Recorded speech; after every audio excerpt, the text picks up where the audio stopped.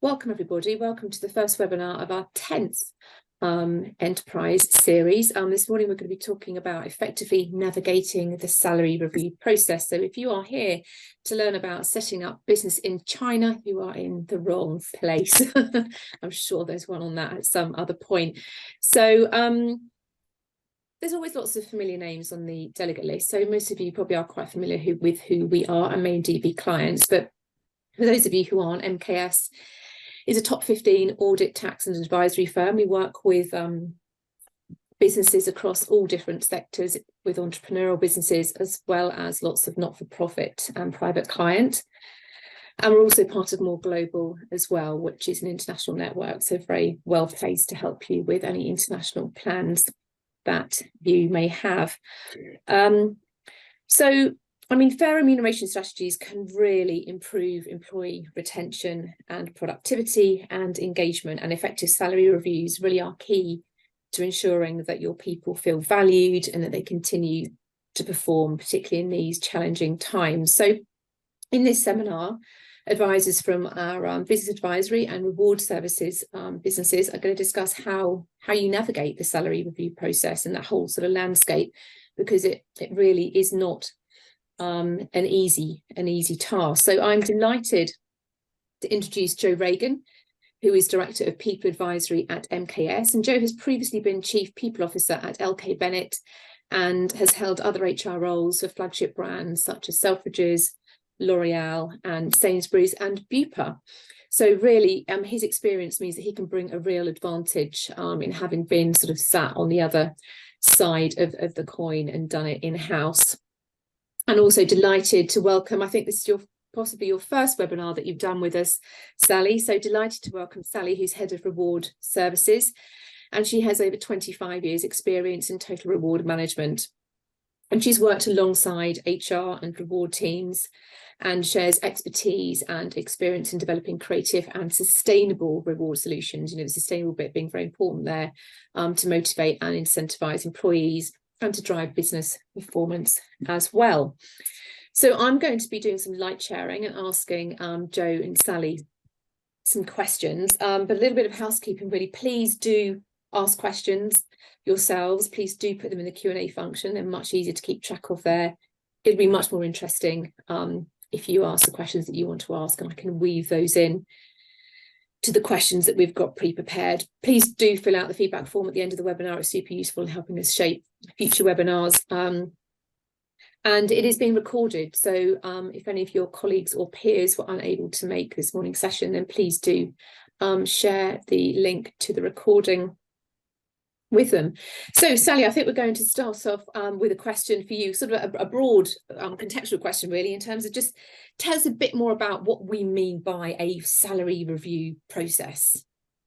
Well, it's the process that an organisation undertakes to review its employee salaries against the market, and that review process would consider where in the market that organisation is, so the sector, and look at the competitiveness of the current salary levels to the market data, and then apply an increase depending on the budget size to salaries, and that takes account of the cost of living, but also takes account of an individual's performance. So what they've done so far to date, have they met the targets that have been set?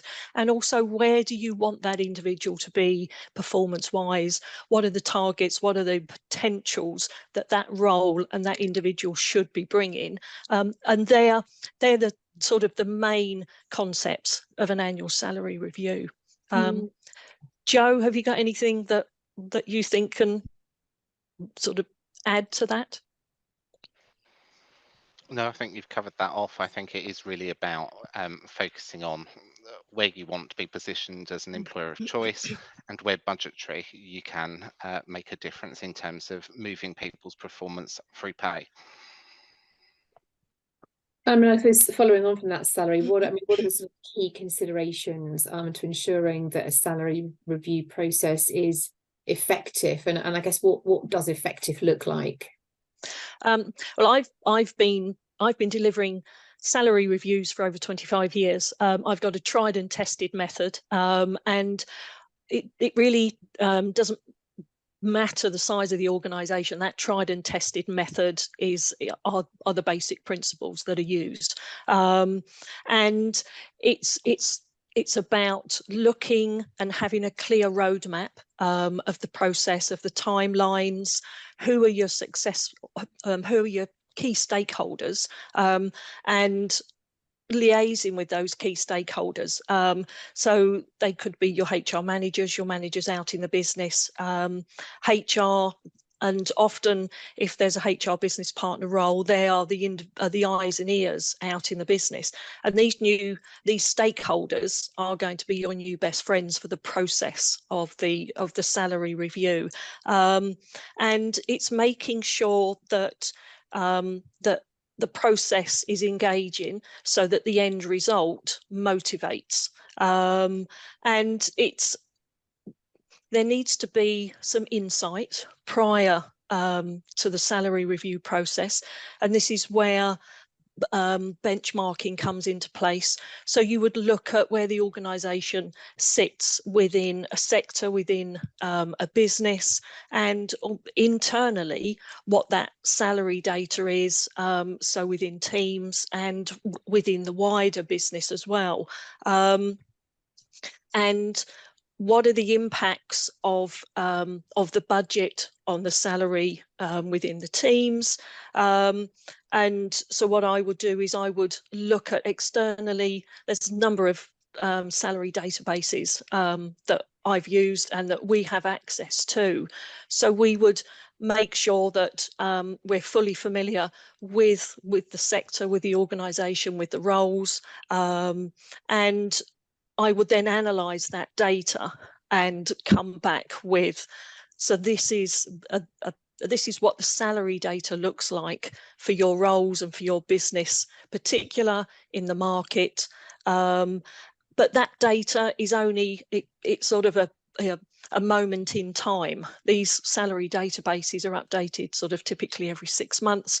So we may need to even age the data depending on when the salary review is undertaken. And it's quite important that not all roles and not all salaries should be at the midpoint of a salary range. You will typically have a cluster of roles within that midpoint, but you would also have a number of roles below the midpoint, and that's absolutely fine, as well as above the midpoint going up towards the upper quartile. And those ones going to the right of the midpoint are those niche roles, those hard to recruit. You might have a small talent pool from which you've got to recruit from. And that's when you need to be slightly creative around, okay, so what should I be paying the salary for this particular role? And it's, if you get the salary wrong, the impact on retention and recruitment and being that employer of choice is quite important. And what about sort of the whole planning process around it? I mean, how long should this whole sort of process be from, or is it typically tend to be from start to finish? I think if you've got an organisation where there's perhaps a couple of hundred employees, it could take sort of a couple of months at most. You would look at what are your hard stop dates, so your payroll, when you're going to pay, and you would typically work back from that. If you've got an organisation, I worked for an organisation where I did a salary review for just over 30,000 employees, and that took me 4 months start to finish.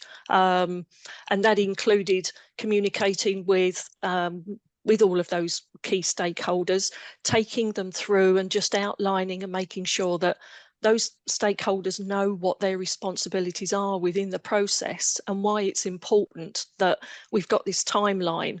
I always build in Slack to a timeline, but there's always, you will always have points within the business where they perhaps are lagging behind in getting the data. I've run salary reviews that have been based on Excel spreadsheets, alternatively from internal HR systems.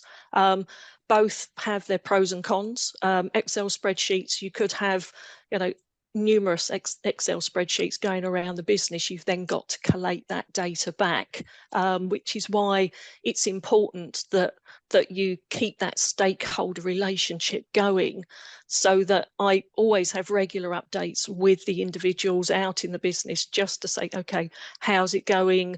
Any issues? What do you foresee any potential problems with the budget? What are you doing around starters and leavers? And there's often questions, and these are standard questions around, well, do I still give increases to somebody who's been off on long-term sick? What about maternity leavers? I've got an individual who's on a performance management plan. How do I manage those? So the relationships with the stakeholders actually make sure that I can deal with those issues before they actually become real issues and stop the process. And you talk about sort of looking at industry benchmarking to get an idea of what's being paid out in the market. Where does one go to get this information, and is that readily available across all different sectors? Yes, it is. There's always data for all of the sectors. Now, I have always used benchmarking methodology, and this is provided. There's a number of providers. There's Willis Towers Watson, there's Mercer, and there's a number of others. And they are the databases that have got tens of thousands of roles in and regularly updated. I've also spoken in previous roles. I've dealt with managers who have said to me, well, why can't I just Google this role? Surely sort of Google can give me the data. Or I've spoken to some recruitment agencies and they've given me the data. The trouble is with that data, you don't know how robust it is. And with a salary review process and with salary benchmarking, if a salary is challenged, and it might be challenged around equal or gender pay or for another issue, if you get the data from the likes of Willis Towers Watson or from Mercer, because it's from an analytical system, it can actually stand up to a challenge. And if it should go all the way through to a tribunal, because you've got that data from a recognised database, you can actually show the process, and there is a methodology to how you've got there. Thanks, Sally. There's a question come in, which I think it's probably I'll put it in now. So could you give me some advice on how to tackle gender or ethnicity pay gaps in small businesses, where obviously small discrepancies can have quite a big impact because there's not a lot of people to sort of average it out amongst? How might one go about that? I think this is where benchmarking is really, really important. And so what you would do is you would look at the internal salaries and why there's the difference. And there could be some really good reasons for the differences in salaries. Often you get new starters and their new salary could be higher than current incumbent salary. And some of that could be because the new starter has got the additional experience and knowledge from other industry sectors that actually, as an organisation, we want to bring in and use that additional experience. But always benchmark the roles, look at why there's the difference, and then you can address it either as part of a salary review, or if it's outside of a salary review, it should be addressed as soon as it's noticed. But this is where getting us to benchmark a role is really important. As I say, we've got access to the databases, and then once you know what you're dealing with, then you can look at how to address it. And obviously, not all organisations need to report their gender pay data. It's only if you have more than 250 employees. But it's actually good practice for an organisation to do it. It shows that they're proactive in wanting to make a difference. And next year, if there's a change of government, we could also have ethnicity pay reporting brought in. Yeah. Thank you, Sally. Thank you very much. So moving across to you then, Joe, for a little bit. So from your experience of being sort of in-house in various different organisations, what sort of, real practical involvement do the leadership team and people at board level have in this whole sort of salary review process? I guess for me, it's about using the information that Sally provides the most senior HR person or the CFO, whoever is responsible for HR and the salary review process, because I think using the information that Sally provides allows you to influence the rest of the board in terms of the wider people plan, in terms of what the retention strategy needs to be for the organisation that you're doing it for, but also to filter the key messages around what your total reward strategy, because a salary review process or a cash increase for salaries is only a small part of somebody's total reward package. I think as part of the leadership team or at board level, we agree what the drivers and the key messages are that need to be cascaded as part of that salary review process. I think it's also about identifying the risks and opportunities also in terms of how you manage talent more widely, and around identifying how you can address some of those talent shortages through some of the work that Sally and other reward specialists do in terms of identifying, well, if we can't fill a role, is that because there's a problem with salary, or is it that we've got a talent gap and we're not able to fill that? I think also as part of that, the leadership team and the board, it's also about agreeing where as a business we want to position ourselves in terms of our pay. Is it that we want to be at the median? Is it that we need to be paying at the upper quartile because actually we want to retain people for a longer period? And I think at a board level, it's really important to identify where you want to position yourself. And as part of your employee value proposition, it also comes back to where do you want to position yourself in the market as well. Lovely, thanks, Joe. A few questions have come in actually. Somebody's asked about, okay, so when you're benchmarking a role, is that just the job title you're looking at, or does that sort of involve going a little bit deeper and actually looking at the duties within that role? I would typically not use a job title to benchmark a role. Sort of a job title, you can never really know if a job title reflects the true content of a role. So if I was benchmarking a role, what I would typically need to understand is the content of the role. So the skills, sort of the responsibility, financial man management responsibility, but in particular, what's the skills and the knowledge base needed. And when you benchmark a role, you do it on the role content, not on the individual that fills that role. It seems a bit odd, but there are some elements of an individual that you would consider. So, for example, are they coming from a particular talent pool? Do they have a particular skill that is needed for this role? And then what I would do is I would look at the market data. So look at the company, the organisation size, the turnover. Location is often also key within benchmarking. So when you get benchmark data, you can look at, if we take the UK, for example, you can look at the UK generally, or you can filter down to regions or locations. If you start to filter down too much, the data can become quite sparse. And then I would get a salary range, and then I would sit down with the manager and talk through the methodology. This is how I've got to this data range, and based on my understanding of the role, my recommendation is that the salary point should be about here on the salary range.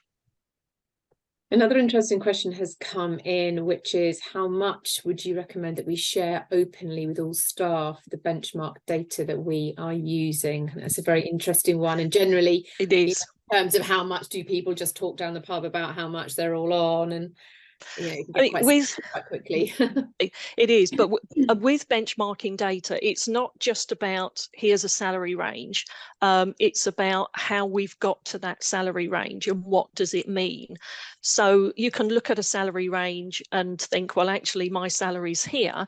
I'm below the median. So as an organisation, we've said we pay all of our employees at least at the median. Does that mean that I'm underpaid or I'm undervalued and I'm not appreciated? But actually, there's all those points that I've talked about when you do benchmark a role. It is a very sort of it is a very emotive question around sharing salary data. I think to share a salary range is absolutely fine. Salaries is a personal thing, and you know, I always say, well, really, you shouldn't discuss your salary outside of the people that you trust. But to share a salary range isn't it.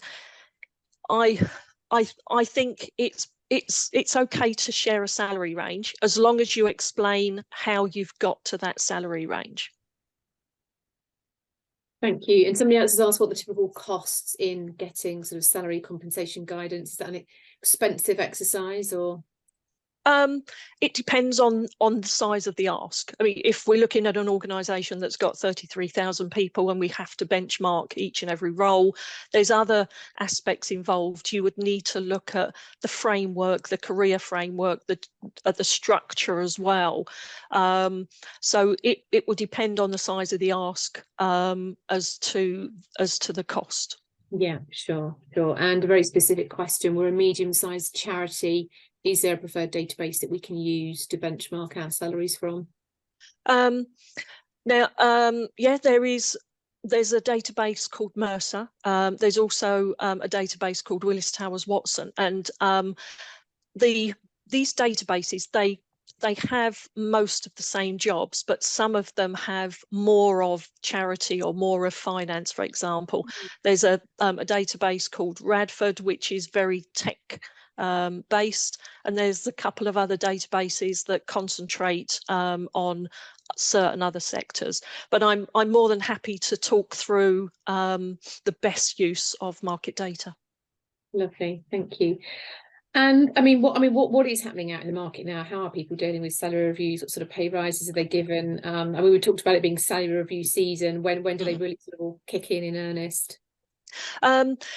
It's been a changing year. Certainly, we're still within a cost of living crisis, and we're slowly moving away from a candidate-led market. We were not very long ago in a recruitment market that was candidate-led, where individuals were really sort of dictating salaries more than they should have done, I think. General increases for 2023 so far, but the data will change as we get towards the end of the year, are at the moment sort of between 4 and 6.5, 6.6%. Now, depending on the sector that you're in, that data is sort of general data. So within sort of media and marketing services, for example, at the moment, the average increase is around 4.6, 4.8%. Within financial and professional services sector, it's looking to be more around 5.2, 5.5%. And is that across all levels, or is it more skewed? You know, is it more generous at more junior levels and senior people are holding back, or? I think what a lot of organisations are now doing is they're actually making better use of their budget and looking at where the best impact can be. So they are looking at those lower roles and where those increases can be, but they're also focusing on their high potentials and those that have been identified as part of succession planning. So you've got those two really pole opposites, where some of the higher increases are being applied, and then you've got the average increases going across for everybody else. Joe, so maybe coming back to you then. I mean, lots of businesses are still struggling a little bit at the moment and will have budgetary constraints and limits on the levels of pay rises that they can give. And actually, we've had a question come in about what happens if you can't afford pay rises, which sort of ties into sort of the question around what are the alternatives to cash rises. Yeah, I think people need to be creative in terms of the budget and the cash that they have got available. And I think a lot of businesses that we're supporting at the moment is looking at what are the alternatives to cash. And some of that is around long-term incentive plans. It's things like looking at annual bonus schemes. So really targeting it based on future-led performance-based pay. I think also some of the other more creative things that we're seeing coming in are things like phantom shares, where we're focusing on the longer term, but not eroding equity. Thinking about benefits reviews. So Sally would probably add something here around looking at flexible benefit platforms and the lessening of popularity. People are not seeing them as benefits anymore, and actually reinvesting that budgetary spend from elsewhere and applying that somewhere different. But the uptake in terms of the perk boxes and the flexible benefits platform, the uptake isn't actually as great as we expected when they started to come out. And actually, people are not seeing that as part of their total reward package. And I think some of the things that we've gone and done with other organisations has been around, we've got something called the Talent Reward 360, which focuses on a number of elements. There's 4 elements to it. The first one is around pay, and we look at how competitive people are in terms of their pay ranges. We then look at their benefits and what their total reward looks like. And then we start to look at how do you build career frameworks and pay progression as people progress through their career. And then the third one is around how do you talk about well-being. So not all of it is about cash, it's about this total reward and a holistic view to actually what people get as part of their package. Because we know what I see here is that people are very interested in knowing what their career progression is and what it looks and feels like and what they need to achieve to get there, and that feels quite an important part of the whole sort of retention piece. Absolutely. You mentioned that flexible benefits, people aren't sort of valuing those as much as they used to. Why do you think that is? I think it's the perception that I think people have come to expect that these are the norm, and actually people want more flexibility in terms of how. I think if you were to say to people that the benefits platform is costing you around £50 per person per year to run a flexible benefits platform, actually a lot of people would probably say, actually I'd rather the £50 a year. I don't use the discount codes from a number of retailers, because actually the cost of living increase is not actually giving me the available funds to be able to spend those discounts. So I think lots of people are looking at more flexible ways that you could benefit from spend on flexible benefit platforms. And I'm not saying that's everyone. We're just seeing a lessening of the popularity of it. I think size of organisation, sector will also play a part in some of that. And I think it's just keeping an open mind around actually what is your usage, and is that giving the desired outcomes that you want for your organisation in terms of, is it really a benefit to your staff? Is it retaining people? Are you using it for the right reasons? And is it driving the right outcomes that you want? Somebody's mentioned that, it's not just the salary rise itself, it's actually all the on costs, and give the example of pensions, and there are small charities adhering, there are small charities adhering to the 3%. So when people see a staff pay rise, obviously you don't necessarily know what the pensions being offered alongside that are. I mean, what are you, and obviously how that impacts salary benchmarking, and I don't know whether this sort of the pensions data is included in the salary benchmarking. Well, sort of the benchmarking, it doesn't only include salaries, it can look at the whole package. So what are the trends around benefits? What actually are employees wanting? And a recent survey has shown that key benefits for employees are mental and health well-being, financial well-being in particular, and sort of hybrid working is now the normal standard. But it's it's a real work-life balance. So sort of family care is one of those key benefits, and it's about looking at the demographics of your workforce and understanding what they want, and different age groups within a workforce want different benefits. So a review of your benefits package is always a good, sensible approach, and that can build on some robust salary benchmarking and also start to make an organisation become that employer of choice.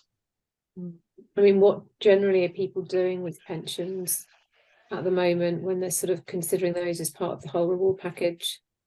I mean, pensions, again, it's depending on the age of the workforce as to whether pensions is considered one of those really important benefits, or it's something that I'm not going to use for many, many years. But as part of financial well-being, pensions should be in there as a learned. These are the benefits of a really good sort of pension scheme. This is why auto enrolment was brought in, to make sure that people started to save into pension schemes at an earlier stage. But a good financial well-being program would include pension seminars as well. Yeah, okay, thanks, Sally.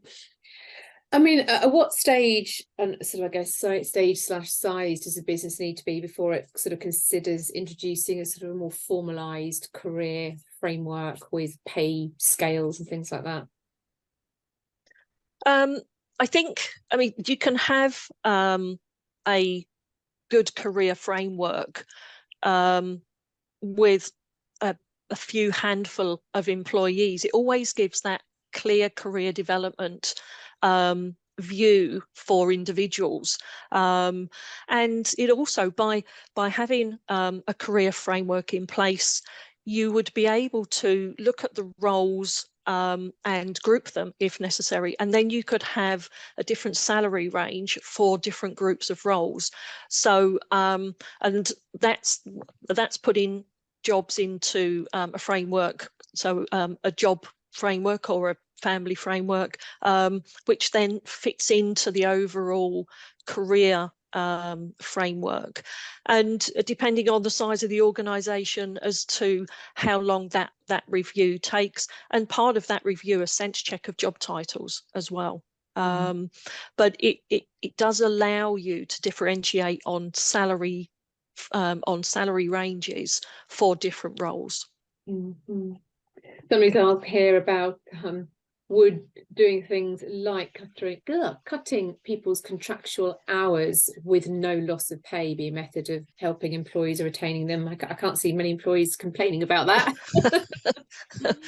Are people sort of using that as a strategy at all, if they if they can't afford the pay rises and they're not as busy as they would like? Joe, is that something you want to? I think obviously the 4-day week was very popular, and there was lots of hype about how successful it was. And I guess it's going to come down to, as an individual business or organisation, can you afford to have that flexibility? I guess the probably sectors where you're seeing more of that condensed working, where they're paying the same for 4 days, is in the public sector. Not so much in the private sector, if I'm honest. And again, it's going to come down to culturally. I think that there is a big gap between where traditional firms, so professional services are, and professional firms, versus more flexible. If you take as an example, Marks and Spencer's recently launched flexible options for their retail staff. So retail managers actually can work less weekends and much better flexible working. I guess it comes down to culture and where that leads from the top and trickles down. And it's also one size doesn't fit all. There'll be some departments where absolutely you can do it, and there'll be absolutely departments that you can't do it. And there'll also be culturally some organisations that it's just not going to work for. So again, I think it's going to come down to individuals and how they want to implement it. We've helped a number of organisations with going through that process. Okay, and somebody else has asked, rather than offer pay rises, and this is in the charity sector, rather than offer pay rises, could you offer bonuses based on fundraising and amounts raised? I think there's a lot of shift now to look at alternatives to increasing pay. And one of those is, how do we continue to incentivize and motivate our employees? And yes, bonuses is one of those. And because bonus is basically, it's an allowance, so there's no impact on the elements that are calculated from base pay, so there's no impact on pension contributions, for example, from a bonus payment. So a really good bonus scheme is a great way to incentivize. It needs to make sure that the measures are very clearly communicated, that individuals know how and why they're being measured, and the bonus outcome is very clearly communicated. But a good bonus scheme can work wonders as an incentivization. Somebody else has mentioned the issue around job titles and how everyone wants something different. And this is a sort of a marketing agency where perhaps using the standard job titles like account exec or account manager or account director seems to be sort of not what people want. Maybe not staff, and they're saying clients don't necessarily want that either. So any advice you can give on how you tackle job titles? You can have get a bit precious about it. Yes, oh, absolutely, yes. But you can have an internal and an external job title. So you could have a job title that is used for your client-facing work, and then internally your job title would reflect where you would sit within a job family or within the career framework, for example.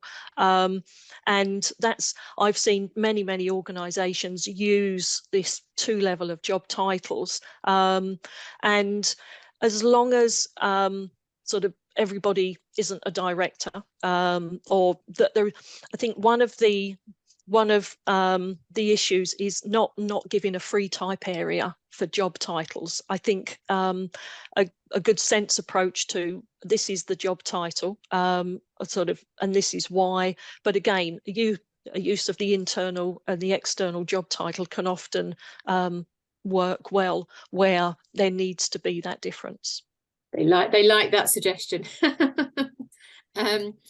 And then somebody else has asked, I mean, we've sort of managed to go through quite rightly, because I think we've tackled it quite a lot about the whole sort of working from home, perhaps the move towards encouraging people to work back in the office. But somebody has asked, if you do want to encourage people to sort of be in the office more, do you need to be offering people salary raises as a sweetener for that, given people have got rather used to not having to shell out for train fares and prep lunches, etc.? My personal view is no. I think and this is where it comes down to a really good employee benefits package, those incentivizations. Are you able to offer season ticket loans, for example? And if you can do them salary sacrifice, then that's even better. That works both for the employer and the employee. But there's a number of organisations that are looking at where they've got the hybrid working, actually changing the salary structure so that part of the individual salary takes account of the location where their home is based. So, for example, if somebody worked in London and then for 2 days a week, their home base was sort of down towards Canterbury in Kent or further down, then their role was benchmarked, and part of that benchmark took into account that very local salary range. I've